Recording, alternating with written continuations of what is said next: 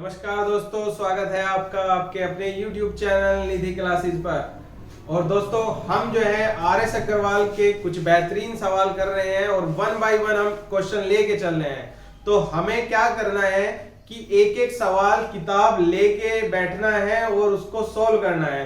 तो आज हम फिर से संख्या पद्धति पर डिस्कस करेंगे भाई, और डिस्कस बहुत अच्छे से चल रहा है। तो सबसे आपसे प्रार्थना है, रिक्वेस्ट है कि भाई आप लोग अपने दोस्तों को इस चैनल से जोड़िएगा और कहिएगा कि एक चैनल है जो एक एक सवाल हमें करा रहा है और ज्यादा से ज्यादा कंसेप्ट हमें क्लियर कर रहा है। तो भाई सब अपने दोस्तों को इकट्ठा कीजिए और इस चैनल से जुड़िएगा और आपको बड़ा बेहतरीन कंसेप्ट मिलेगा। एक वीडियो पूरी ऐसी जबरदस्त मिलेगी जो आपको बेसिक की मिलेगी, है ना।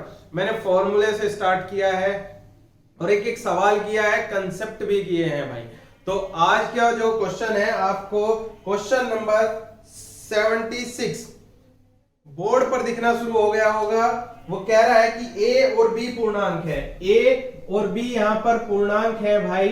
तो जो पूर्णांक है, ठीक है, उन्होंने क्या कहा है कि बी जो है यहां पे बड़ा है 0 से। यहां पे कुछ भी वैल्यू हो सकती है। तो दो पूर्णांक क्यू आर ऐसे होंगे, तो Q और R ऐसे होंगे। तो सबसे पहले हमें क्या करना है, जैसे कि हम इस सवाल को हम ऑप्शन से करते हैं भाई। A बराबर B Q प्लस R, है ना।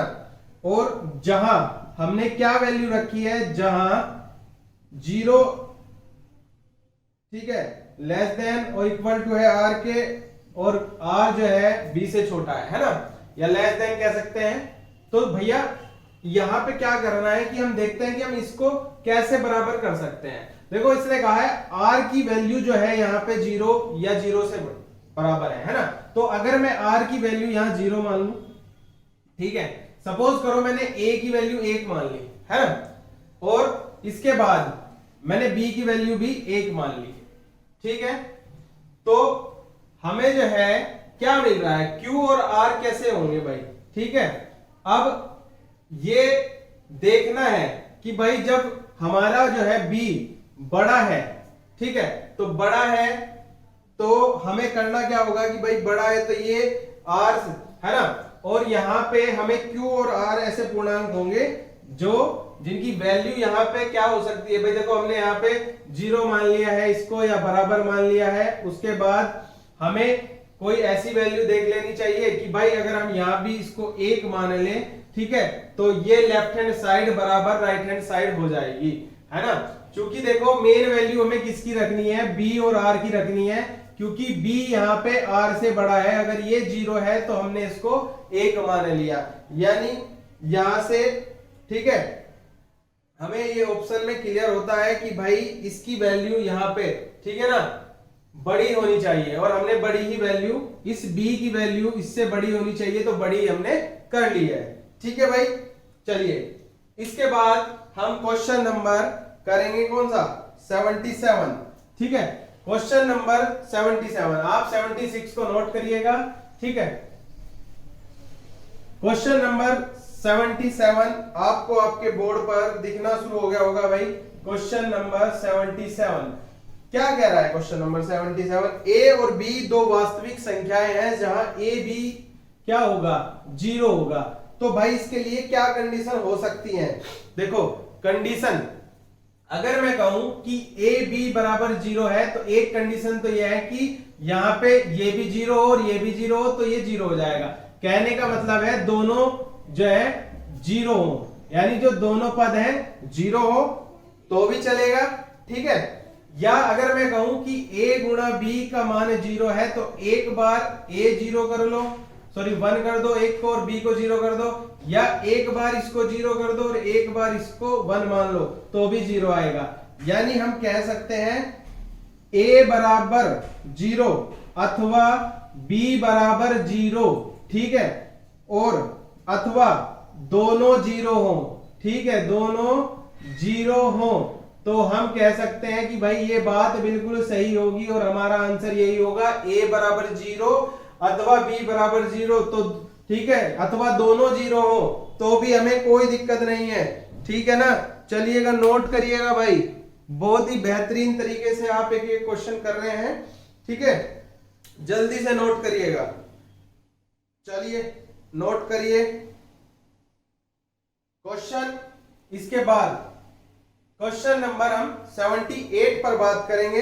तो आपने नोट कर लिया है, तो 78 क्या कह रहा है भाई? देखो इससे पहले कि आप इसको ना एक बार जीरो करके जरूर देख लेंगे, है ना। तो अगला जो सवाल है हमारा क्वेश्चन नंबर 78, सबसे छोटी अभाज्य संख्या, ये आपको बोर्ड पर दिखाई देना शुरू हो गया होगा। सबसे छोटी अभाज्य संख्या 0, 1, 2, 3 इस ऑप्शनों में से कौन सी होगी? तो सबसे पहले भाई अभाज्य संख्या क्या होती हैं? अभाज्य संख्याएं वे संख्याएं होती हैं जो एक से व स्वयं से कटती हैं, यानी विभक्त होती हैं, स्वयं से विभक्त होंगी। क्लियर है बात, है ना? विभक्त होगी, ये बहुत ही बढ़िया कंसेप्ट होता है अभाज्य संख्या। अभाज्य संख्याओं का एक दूसरा नाम और है रूढ़ संख्या भाई, रूढ़ संख्या, ठीक है। ये भी आप नोट करिएगा, रूढ़ संख्या। रूढ़ संख्या बहुत ही जबरदस्त होती है, ठीक है। तो देखो इनमें अगर मैं देखूं तो ये जो है दो, इसके ऐसे फैक्टर बनते हैं 1 और 2, यानी ये खुद से कटती है, ठीक है। कटती तो 3 भी है, 1 और 3 से, है ना। लेकिन उसने कहा है सबसे छोटी, तो सबसे छोटी मतलब 2, तो हमारा आंसर भाई 2 हो गया। जल्दी से आप इसे नोट करिएगा भाई। क्वेश्चन नंबर 78 नोट करेंगे। इसके बाद हम क्वेश्चन नंबर 79, ठीक है। चलिए अब 79 पे आ जाइए भाई। 79 आपको जो है आपके बोर्ड पर दिखना शुरू हो गया होगा। क्वेश्चन नंबर 79, क्वेश्चन नंबर 79 क्या कह रहा है भाई? क्वेश्चन नंबर 79 आपको कह रहा है कि 70 से छोटी अभाज्य संख्याएं कितनी है? तो भाई सबसे पहले मैं आपको एक तरीका बता रहा हूं, देखिए ये 1 से लेके 10 तक 4 अभाज्य संख्याएं होती हैं। 1 से लेके 10 तक 4 अभाज्य संख्याएं होती हैं। 1 से लेके 25 तक कितनी अभाज्य संख्याएं होती हैं? 9। 1 से 50 तक कितनी होती हैं भाई? 15। और 1 से लेके 100 तक तो आपके पास जो है 25 अभाज्य संख्याएं होंगी। इनको आप नोट करिएगा और याद करते रहिएगा। अब देखो उसने क्या कहा, 50 से 90 सॉरी 70 से कितनी है? अब हमारे पास 1 से 50 तक के बीच में कितनी अभाज्य संख्या है भाई? 15 अभाज्य संख्याएं हैं। और वो कह रहा है 70 तक, तो अब हमें 2 में देखनी है। किसमें? एक तो 51 से लेके 60 तक कितनी बनेगी? तो भाई 2 अभाज्य संख्याएं यहाँ कौन कौन सी हो सकती है? एक तो 53 और एक 59, 2 अभाज्य संख्याएं बन गई। और यहाँ पे 61 से लेके 70 तक, है ना, कौन कौन सी बनेगी भाई? आप बताइए, ठीक है। एक तो आपकी 61 बन गई और एक आपकी 67 बन गई, क्योंकि 62 भी कट जाएगा, 63, 64, 65, 66 सब कट रहे हैं, तो 67 है, ठीक है ना। और 67 जो आपका है ये कट रहा है ना। तो अब हमें क्या करना है, हमारे पास 4 अभाज्य संख्याएं बन गई, तो 15 में, ठीक है, हम क्या करेंगे 15 + 4, तो भाई हमें डायरेक्ट आंसर देना है 19। तो इतना टाइम नहीं लेना है, हमारे पास 15 है, 4 यहां से है, तो 19 धड़ाक से आंसर सोल्व, खत्म हुआ सवाल, ठीक है। और भाई आप कर देंगे। इतनी चीजें मैंने आपको इसलिए बताई हैं कि आपको नोट करने का तरीका भी आ जाए, सवाल करने का तरीका। ये याद कर लीजिए, बहुत इंपॉर्टेंट बात है भाई, याद करिएगा, बहुत इंपॉर्टेंट बात है, ठीक है। चलिएगा नोट करिएगा 79 को जल्दी से। और इसके बाद हम करेंगे क्वेश्चन नंबर 80, ठीक है भाई। चलो मिटा दूं, चलिए। तो क्वेश्चन नंबर जो 80 है वो क्या कह रहा है भाई? क्वेश्चन नंबर 80 हमारा कह रहा है कि 50 तथा 90 के बीच सभी अभाज्य संख्याओं का, ठीक है, 50 और 90 के बीच सभी अभाज्य संख्याओं का योग कितना होगा? ये सवाल आपको आपके बोर्ड पर दिखना शुरू हो गया होगा। तो 50 और 90 के बीच का है भाई, है ना। तो क्वेश्चन नंबर आपको जो है 80 दिखाई दे रहा है। तो सबसे पहले हमें क्या करना है कि भाई 50 और 90 के बीच देखते हैं कितनी अभाज्य संख्याएं होंगी, कौन कौन सी होंगी, और उनका फिर हमें योग लिखना है। तो सबसे पहले 50 से जो मिलेगी हमें 53 मिलेगी, ठीक है। 53 के बाद हमें 59 मिलेगी, ठीक। 59 के बाद हमें 61, फिर 67, ठीक है, फिर 71, फिर 73, ठीक है। इसके बाद 79, 79 मिलेगी, है ना।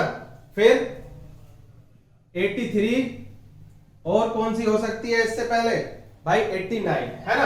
अब आपके पास ये भाज्य संख्याएं होगी, है ना। तो अब इसको देखो, कटिंग मेथड से जोड़ दो भाई इसे। कैसे? 9 3 12, 12 9 21, 3 24 और 1 25, 25 और 7 32 और 1 33, 33 और 3 36 और 9 45 का 5 का, यानी हासिल कितना हो गया भाई? 4 हो गया, है ना। कितना हो गया? 4 हो गया। अब 4 होने के बाद हमें क्या करना है? इसको एक बार आगे जोड़ देते हैं भाई। 8 8 16, ठीक है। 16 और 4 20, 7 27, 27 में आपने 7 जोड़े तो 34, और 34 और 7 41, 6 47, 47 6 53, 53 और 5 आपके हो गए कितने? 58, और 58 5 आपके कितने हो गए भाई? 63 हो गए। तो टोटल योग कितना हो गया? 635 योग हो गया।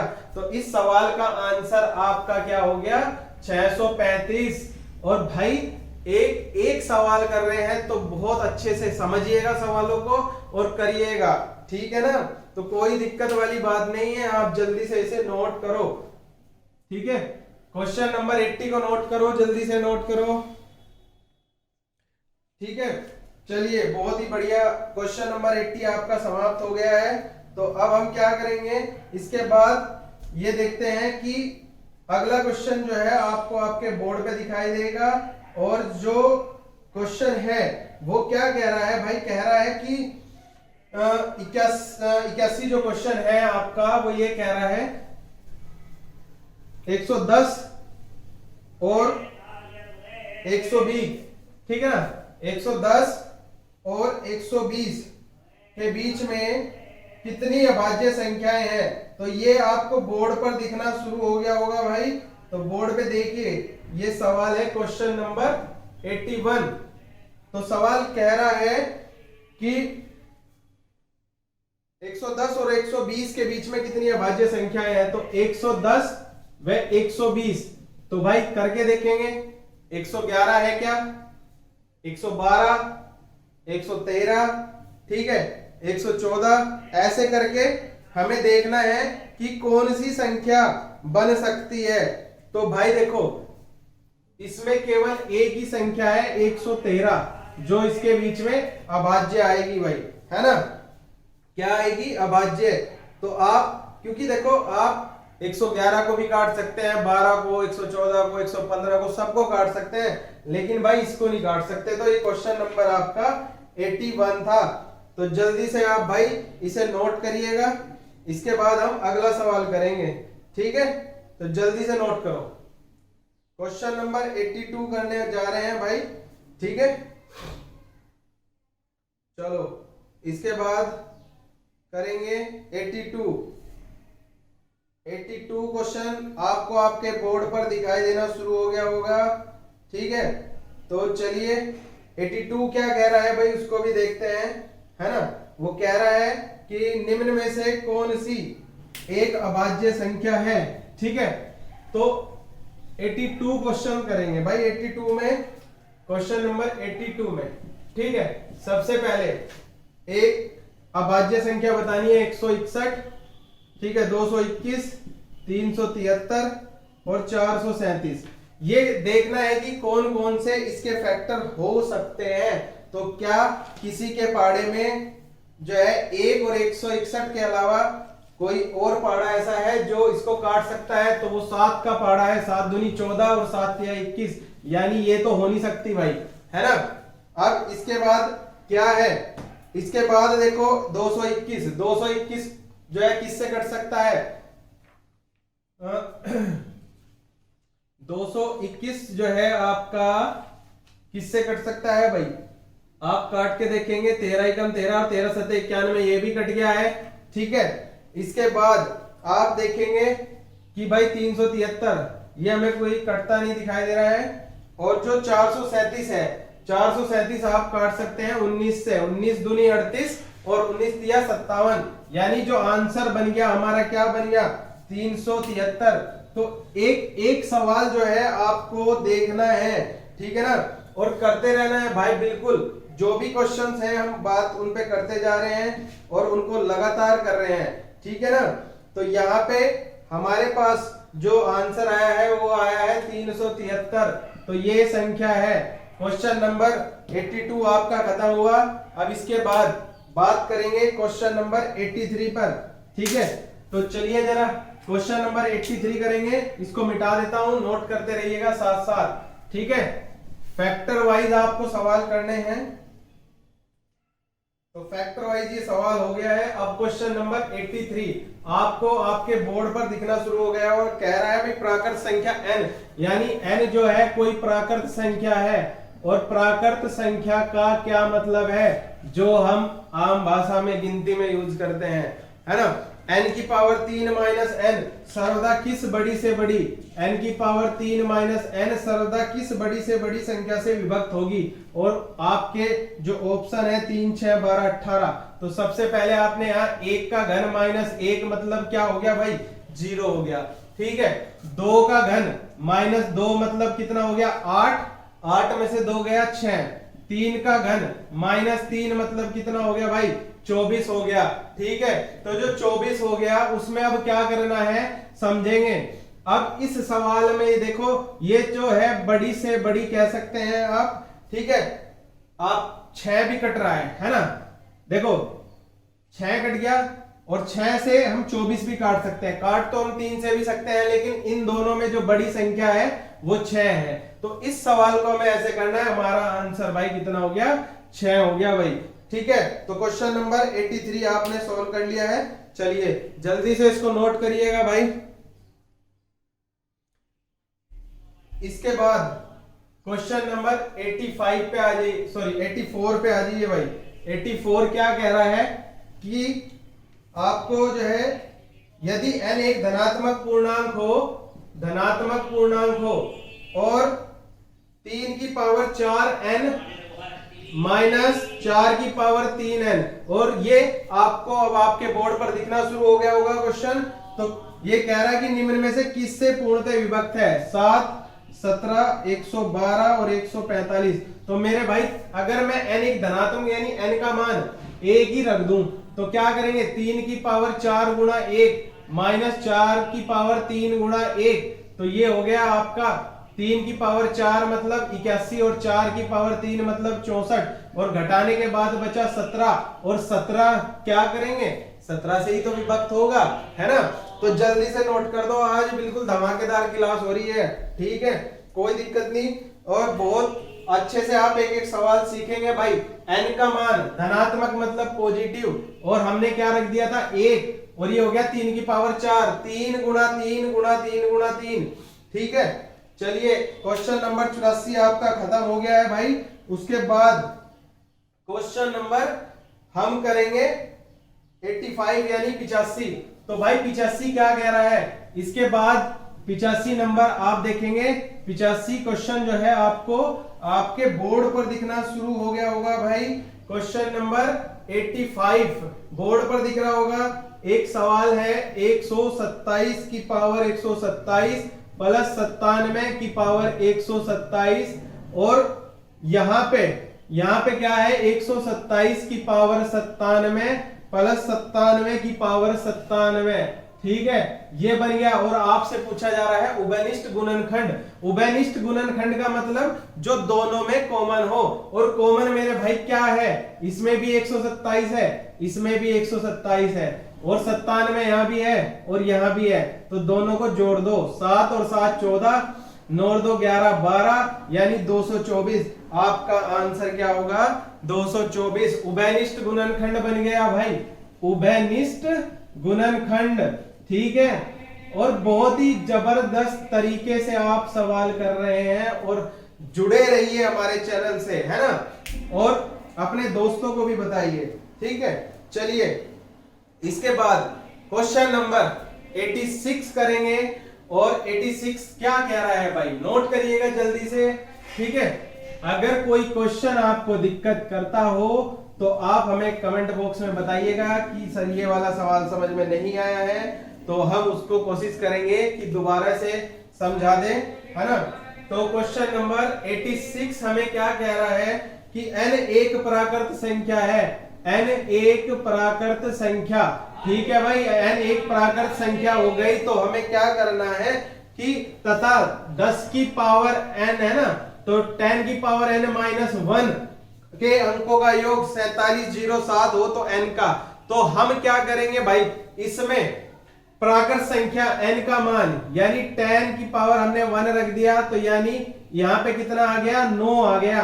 तो इसमें जो अंक बन रहे हैं हमने मान लिया कि वे x अंक बन रहे थे, ठीक है। माना कितने अंक थे, तो माना अंक जो है x है, और भाई अगर x है तो 9x और अंकों के योग के बराबर कितना, 4707, 9 से उड़ा दो भाई, कितना, 9 चौक 36, आपका 9 पंजे 45, 2 बच गया तो 20 हो गया, और 20 हो गया तो 9 दूनी 18 हो गया, और 9 तिया 27 हो गया।